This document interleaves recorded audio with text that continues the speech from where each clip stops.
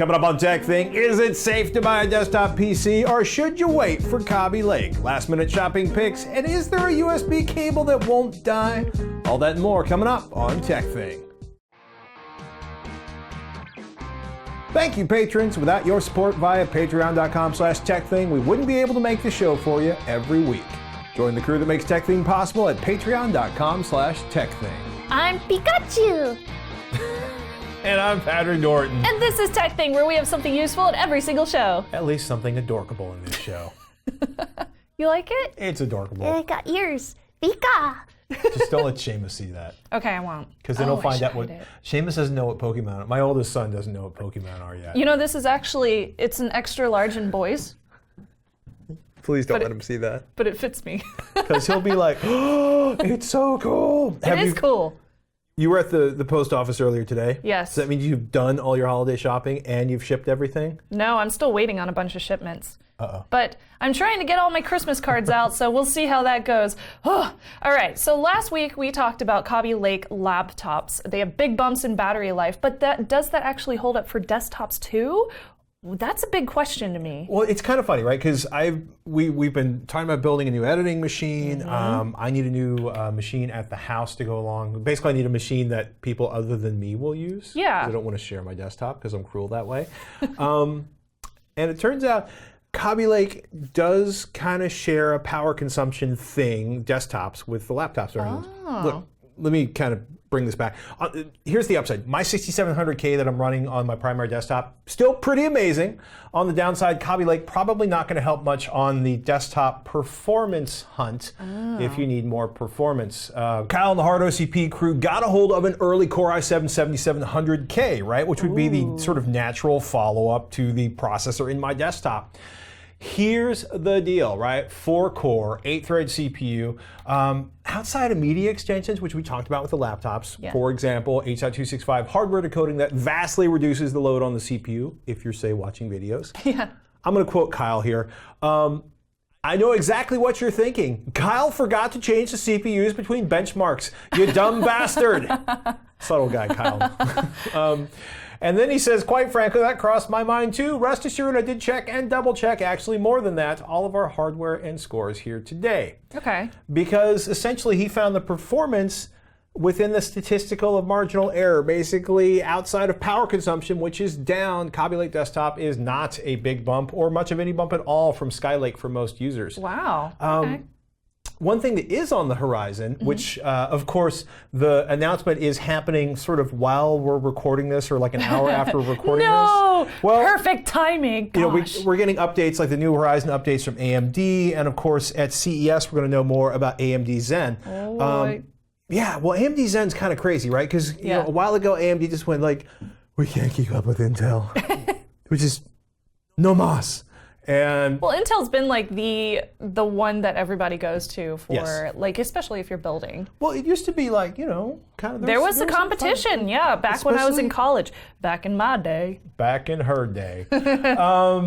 That said, like, what I can't, you know, look, they leaked benchmarks this summer. We're going to see more, basically, I expect to get a whole bunch of information at CES this year because I've booked the appointments. Yes. But yeah, like, you know, AMD's like, okay, we're going to throw out like an 8-core, 16-thread, processor with 20 megabytes of cache. Right.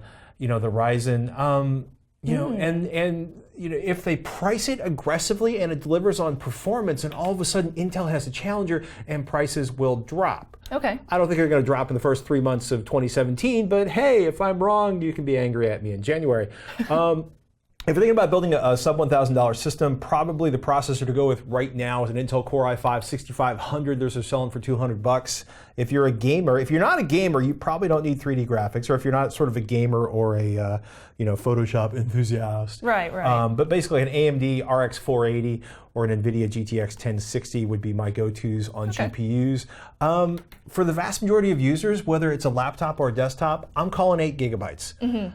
Yes, absolutely. Nothing less than that. Please, you'll thank us later. Yes. Samsung 850 EVOs, 500 gigabytes are selling for like $160 now. What? I feel like let me double check for real? that. I mean, I know they fluctuate a little bit, but they've been going down in price a lot. They're not quite down to They're not quite. A friend of mine wants everything to be like 10 cents a gigabyte. But let me just double check. One day. One day when you open up cereal boxes. Right. Yeah. Samsung 850 Evo 500 gigabytes, $169.99. So it's off by $10. Huh. But Camel that right there. not right now, because you know what happens when I start cameling. I know. Off I go, researching prices on everything. Like a Corsair CX 600 watt power supply selling for $55. 600 watts is good. Yeah, I mean, unless you're like doing triple GPUs because you're that person. Right. Yeah, if you need more CPU, Core i7-6700K, woo! Yes. That's my processor of choice right now. $330, which is almost exactly what I paid for it when it first came out. GTX 1070 is the next bump up in graphics. That'll run you $420. Most people don't need it, but if you need 16 gigabytes of RAM, I've been running with Corsair Vengeance in most of my systems. Corsair Vengeance are awesome. Those are my favorite for RAM. Yeah, that's going to be like $90. Again, a Samsung 850, unless you want to get into the NVMe stuff. What about for CPUs? If you need all the CPU, and you have all the money, the Core i7-6950X. Whoa. 10 cores of mayhem. Jeez. That's $1,650. Oh, yeah, I could totally afford that. Well, the big question, right? If AMD pulls it off, Zen could chase that performance in terms of like, lots and lots of cores and threads. AMD Zen could chase that performance or deliver performance at a similar or lower price, or at least get Intel to drop the prices on the high-end processors. Right. More when we know more. Okay. So. Yes. Also, our apologies. Will Smith could not make it to talk VR this week. I'm just going to say children, vomiting. I'll let you go with it from there. Oh, yeah, he has kids, huh? Child. Oh, that stinks. Well, it's... Not the kid, but the fact that he won't be on. I should clarify. But we will catch up with him soon. And I definitely want to get him on the show. Oh, my goodness. Yeah, that'll be fun. If not now, then as soon as we can. Let us know your questions about builds. We would love to know what you guys are building at home. I was thinking about rebuilding a few components in my home desktop. A refresh, as it were. Since I've been doing a lot of video editing, so we should look into that. If you've got a 750 Ti or a 950 and you want more gaming performance, 1050 Ti is outstanding for the money. I'm thinking about it like a $300, $400, gaming PC build. Ooh, yes. Let us know what you think. You can email us, ask@techthing.com, or you can tweet @techthing. 3 questions answered, 3 reviews, 3 picks, all in 3 minutes. Rarely, but we try. This week's Rapid Fire Roundup is 3 last-minute gifts for 3 different family members. Are you ready? I'm ready. Can I go? Can I go? Go! Go! Okay. I was waiting for it. I was like, come on. This probably will not be 3 minutes. I'll just start it off there. But if you are still looking for a last-minute gift idea, all of these 3 picks are new. They pack some cool tech, and they are $200 or less.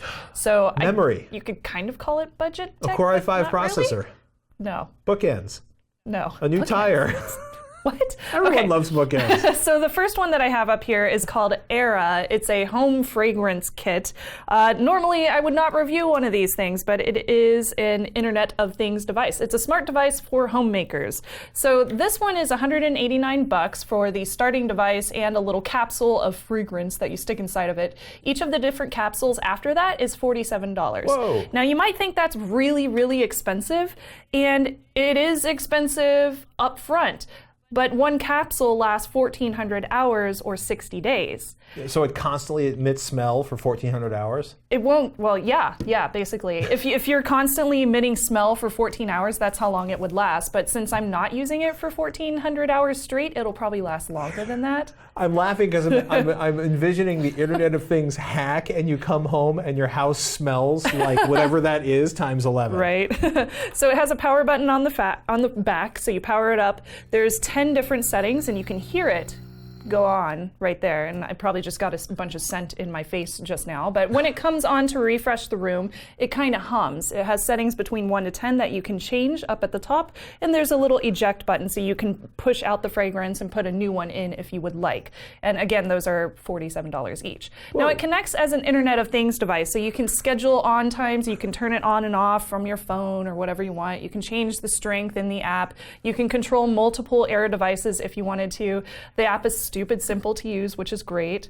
You can only do 1 scent at a time, though. 1 scent at a time. You can't have it be like, I want like the energizing scent in the morning and the calm me down scent after work. Exactly. You get like 1 capsule at a time? Just 1 capsule at a time. Although if you want to get more than 1 device, you can put different devices in different places. And you can all set them all up in the app. All together, which is very nice. I haven't had the review unit long enough to determine the 60 days at the 3 to 4 setting, but if it is true, it would save you money over time. So if you calculate this out, and I did the calculations, a large Yankee candle would cost over $300 for 1,400 hours of fragrance. A Glade oil or a candle that you can buy at like Target or something, those would be around $200 for 1,400 hours of scent. So at $47, each capsule after the first one would be a lot cheaper than candles, oils, or sprays, and it's also safer than candles as well. So consider that. I will officially stop. I will officially apologize for mocking the $47. Are you done making fun of it now? No. I know, right? You hear how cheap it is. Like after you calculate the time and you're like, oh, okay, now it makes sense. So candles aren't safe as non-burning scent, obviously. Non-smart devices waste fragrance because if you like plug something in at home, like the oils that you can buy, those just keep going while you're at home or while you're away from home. Well, if you're a scented house person, that might be good, right? It might be good, but also you could just like turn this on an hour before you come home so that you come home and you're not wasting it for 8 hours while you're at work. I'm going to ask, do you normally scent your house, or is this an experiment for you? I do. I have cats. Really? Cat litter, bro. Yeah, cat litter. You need some kind of good smelling stuff in your household. There is another device. Non-gender-offensive response to bro is. There's another device. It's called the Pura, which is still in pre-order. I would love to review that one as well. It would also be a smart home fragrance device, and it is cheaper. So I do want to compare it when it comes out to this one. So moving on from the like homemaker smart device, we have the Razer Ornata keyboard. I'll go ahead and let you pick that up, sir. It's pretty, ain't it? And it lights up. So this is the Razer Ornata keyboard, and I'll show you the website for this one. It is a Chroma keyboard. It features mecha-membrane keys that combine rubber membrane with mechanical switches. So that's the weird thing about this, and it costs $100. So when I say mecha-membrane keyboard, it's basically combining regular keys that you would find on any cheap keyboard with the mechanical keys that you would find on gaming keyboards. So you have the little rubber end, but you also have the clicky that you get on mechanical keyboards. It's kind of weird. So it does come with a very comfy wrist rest. It's the most comfy one that I have ever gotten to mess around with out of the box. It's padded. It is padded, and it's very, very comfortable. It is magnetic. It connects to the keyboard. The magnets kind of suck. The rest moves around a little bit if you are playing video games on it, because you move around a lot, so keep that in mind. Although it does have rubber feet, so if you have a nice table that has some friction on it like this wood table does, it won't move around as much. It does offer up the 16.8 million colors in full RGB. It is customizable through the Razer Synapse software, but that's only available for Windows and iOS. Unfortunately, I cannot use it with my Dell XPS 13 because this is Linux. But there's no, I'm not even going to get into Linux gaming. It's 16.8 million colors, but it's the whole keyboard, whole not keyboard. individual keys. Okay. Well, you can customize it. So you can do different kinds of settings. You can do macros and things like that too. So yeah, it's customizable, which is awesome. USB 2.0, it does have a braided cable, which is very nice. I love braided cables myself. There is no additional USB ports on it, so keep that in mind. There are no additional buttons for things like media controls. Those are actually included in the function function buttons. So there isn't an extra line of buttons at the top. Color controls are also on there as well. And no volume switch. Yeah, no volume switch too. All the media controllers are just the function buttons too. For gaming, the keys are mid-height, so they aren't actual full-size keys. You can tell when you hold it closely, the keys are cut off like halfway. They do offer anti-ghosting up to 10 keys, which is great, and they are programmable too, so you can do macros for your video games. And the game mode turns off the Windows key, so they do have that included too. Yeah, when you look underneath it, you can see the LEDs shine through it as well as around, so it does offer up a really nice ambient lighting whenever you're using it, so it looks really, really nice. And you can change how bright and how I guess less it is, how dark it is. So that's cool. It does require some weight to key press to do the actuation. It's kind of similar to mechanical keyboards in that setting. It's kind of like a mechanical keyboard feel, but not quite. But it's got a little bit of a bounce back because of the rubber at the bottom. If you like, I mean, if you like it's a little weird. It feels heavy. It feels like it does feel 60-gram key. Yes, absolutely. So that's what I would compare it to. It is very accurate to the speed of typing. The exact travel time measurements are not available publicly, but it is very similar to, for example, the Logitech keyboard that we reviewed a few weeks ago in feel. It is totally plastic though, keep that in mind, but it is a great buy for $100. So if you want something that's $100 less than like the K70 or the Logitech keyboard or something like that, this is a really good buy. So I really enjoyed messing with it, especially when I was gaming. Yay, Overwatch! So much fun. Lastly, for the traveler, so this is the last one on my list, the EZViz Mini Plus.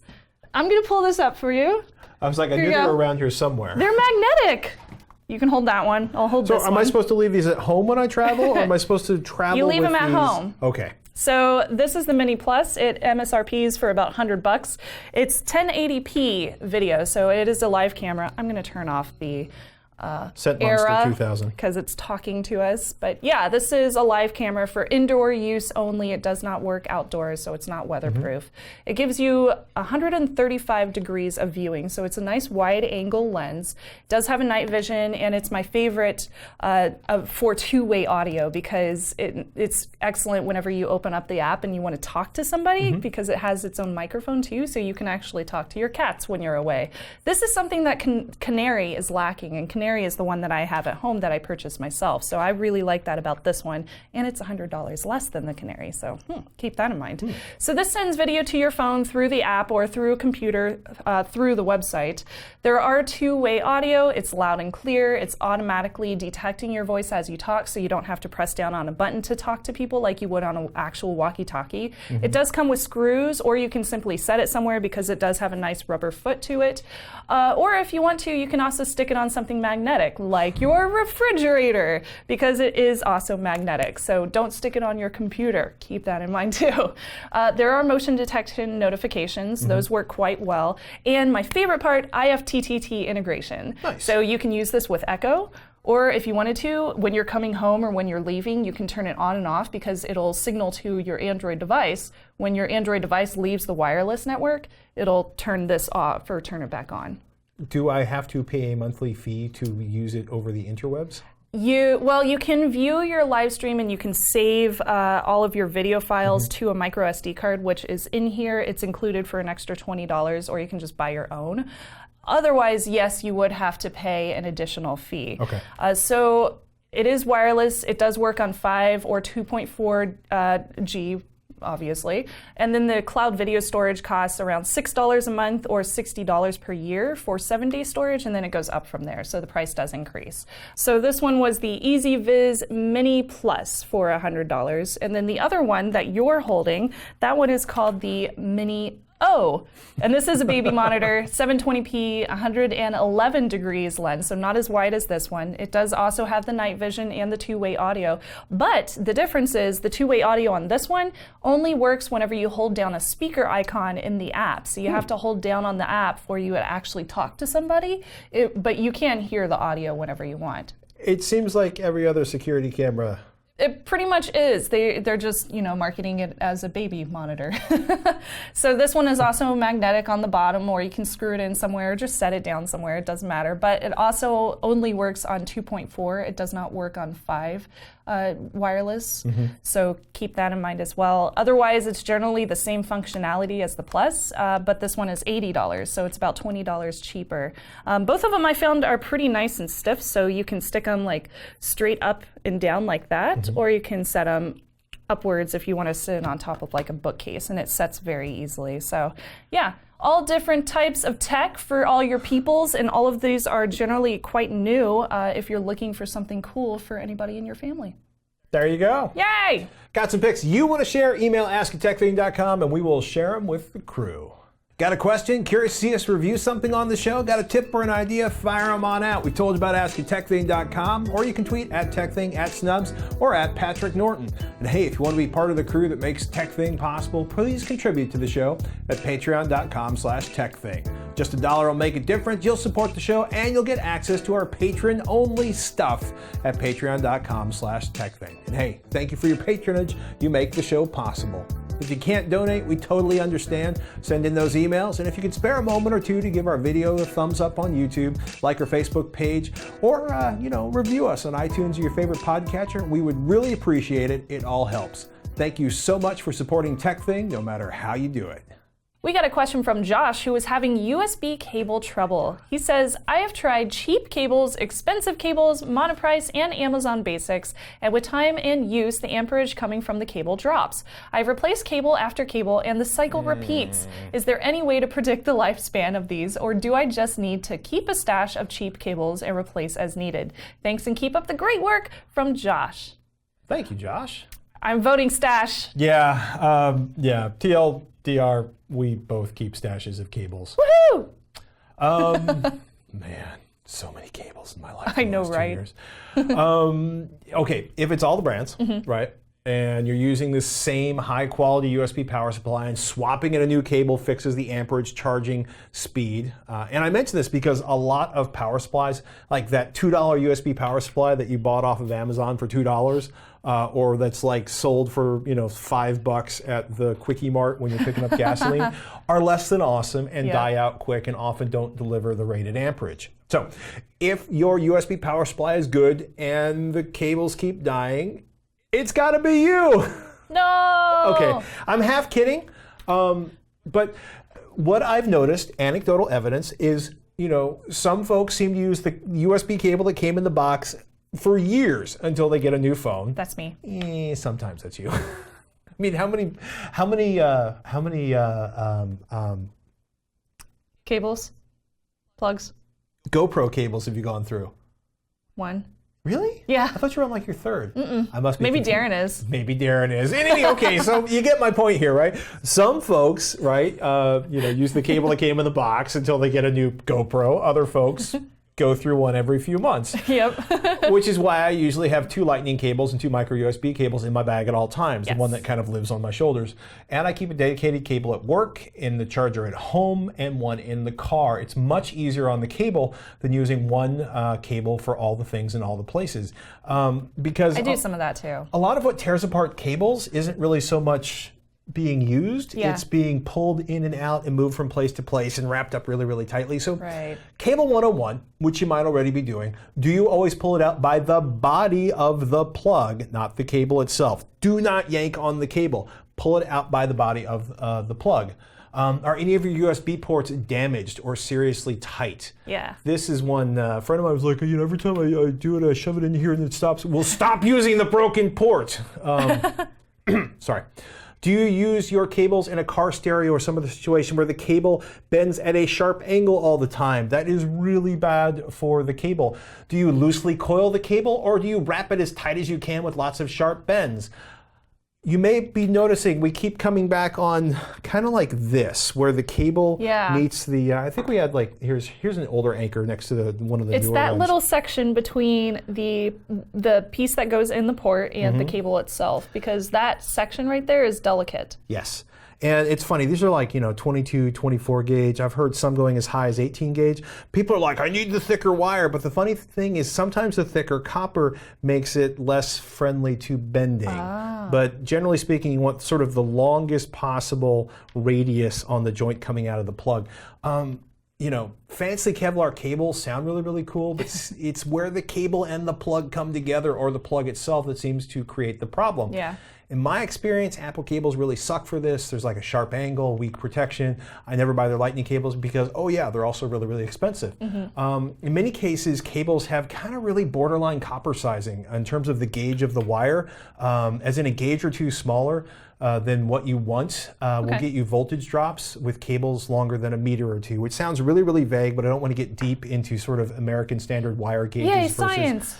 Yeah, well, especially if you've got a tablet that's pulling 2 amps. Oh, yeah. That's a fair amount of electricity. Oh, yeah. And if your cheap cable has like 24 or 28 gauge wire, I think it's 28 gauge wire that a bunch of cables have, you have a recipe for slow charging. I've read some cables also have issues with the coating on the pins inside the plug getting worn off, which means the pins are more likely to get corroded, which increases resistance and again lowers charging speed. You could try spraying cleaner inside of them. I would totally not do that. Well, I mean, I have like cleaner that's just designed for electronics, like CRC electronics cleaner, like QD. I thought you were talking about like that stuff. Windex or something. I'm like, no. Electronic cleaner is safe. Yeah, electronic cleaner is safe. I love that stuff. And you can pick it up at Home Depot or almost any garage store. One of the ones I'm having really good luck with right now is Anker's Powerline Plus. Anker's made most of the cables I've been using for the past few years. Anker's awesome. At least the ones that I haven't picked up in airports or gas station emergency situations. There is a lot of love out there for cables from a company which I think is called Volutes, the Equilibrium series nylon braided micro USB to USB cable, for an example right here. And we'll have more on those in just a second. And a lot of people are just in love with Amazon Basics micro USB cables, or just Amazon Basic USB cables. By the way, all USB cables, great stocking stuffers. Yes. Everybody always needs USB cables. Yeah. Yes. I was about to make a Pokemon joke, but then I realized. Oh my goodness. Well, look, I hope this helps some. But yes, I have resigned myself to thinking of USB cables that I unplug and plug a lot as being consumables versus like the one that's plugged into, my Drobo.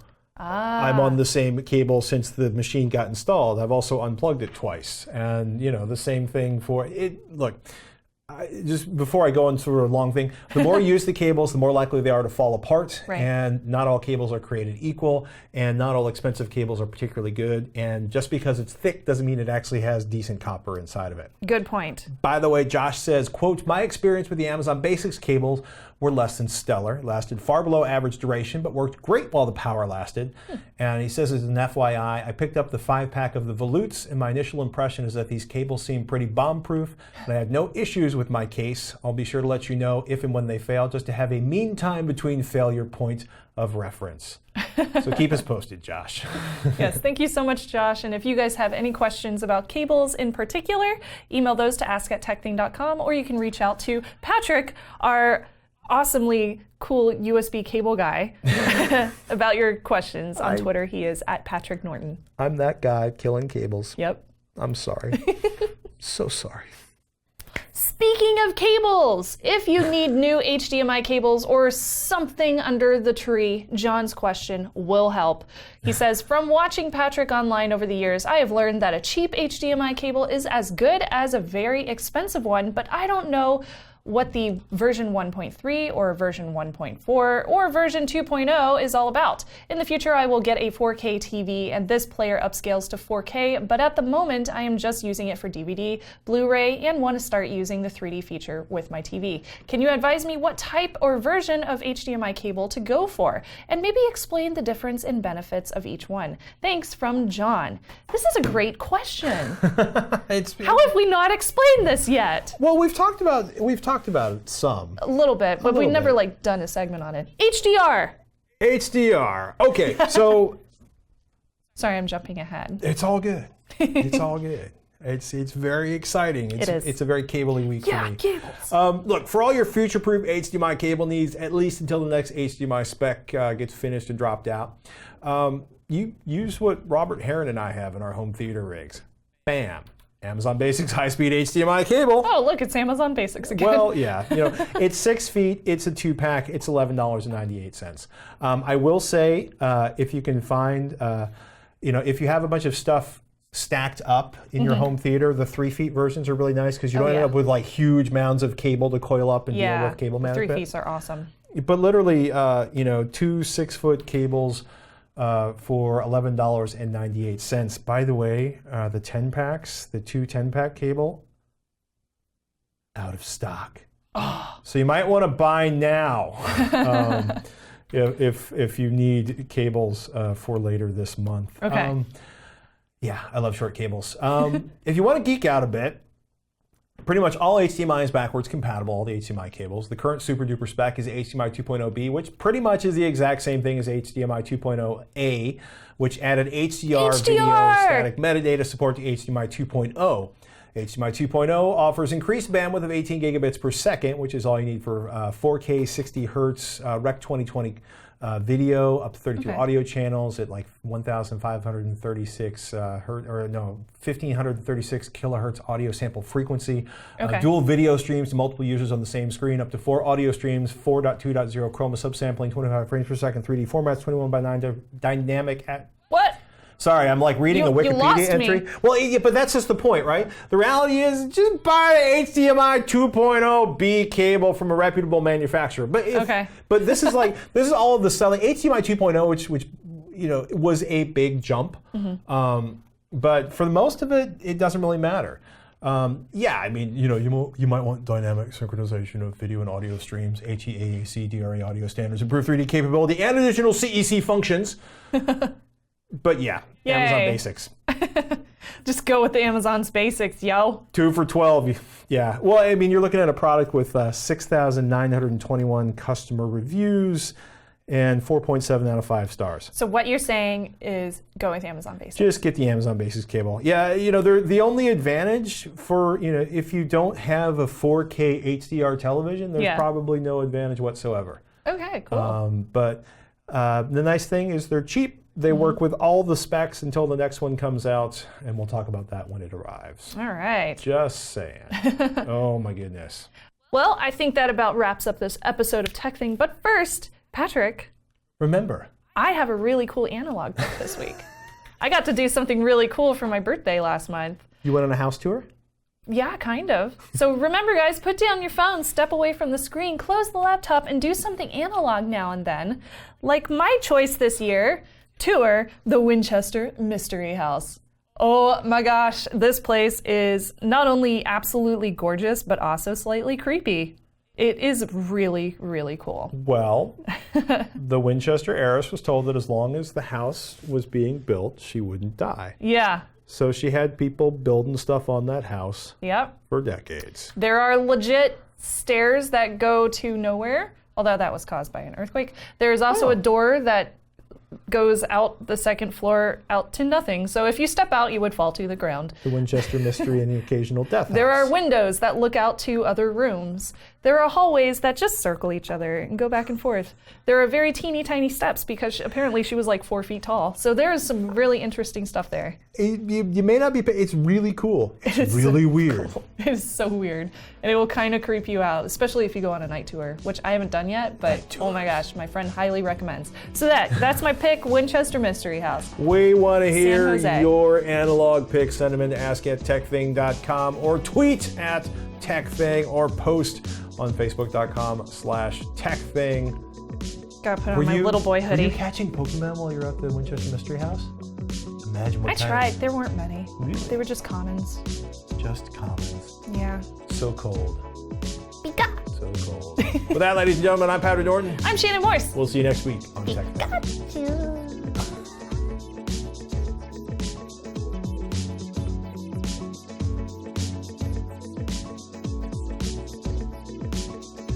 3 questions answered, 3 reviews, 3 pricks, all in... Pricks? Pricks. You're so happy. Look, I got a tail. I was like looking for a tail, but it's the one that's printed on the back. It was funny was when we were going to that event, the name of which I will not speak because we cannot talk about it yet, in San Francisco. And you were like, we need to go over there. I'm like, why? Because there may be different Pikachu over there. Oh, it's true. I was like, can we go this corner? That way? Okay, good. I think I caught a Hitmonchan. It was pretty cool. What was the one you were looking for? What was that? Oh, Ditto. Because I don't have a Ditto yet. You don't have a Ditto yet. I know. There's no Poke Critter swapping yet. No, unfortunately. I just really want a Ditto.